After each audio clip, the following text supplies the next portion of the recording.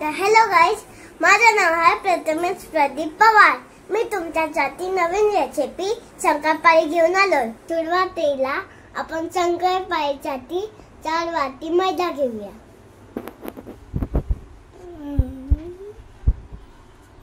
एक कप आपण पिठी साखर घेऊया।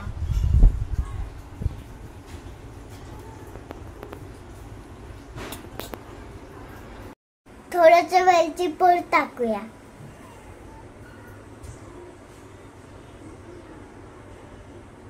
चिमूटभर मीठ घेऊया।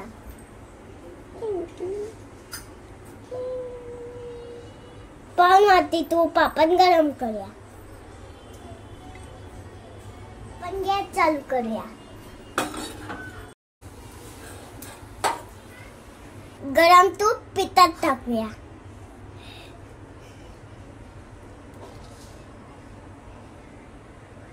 आता आपण हे सर्व एकत्र करूया।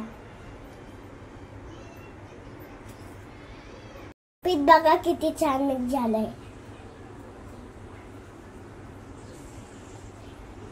थोडं थोडं दूध टाकून पीठ मळूया। पीठ चांगलं घट्ट मळून घेऊया। हे बघा, आता आपण घट्ट पीठ मळून घ्यायचं। आता हे पीठ आपण 10 मिनिटांसाठी ठेवून देऊया। आता आपण छान लाटून घेऊया।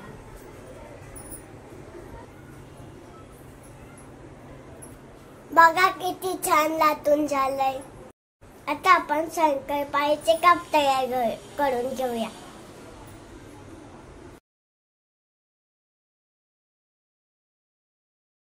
आता आपण शंकरपाळीला आकार देऊया।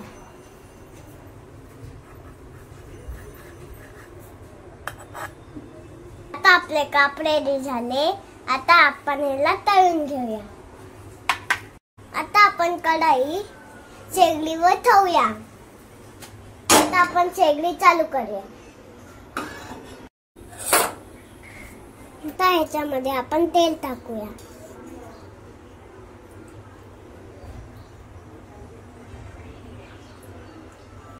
तेल आता चांगलं तापलंय। आता आपण शंकरपाळी तळायला घेऊया।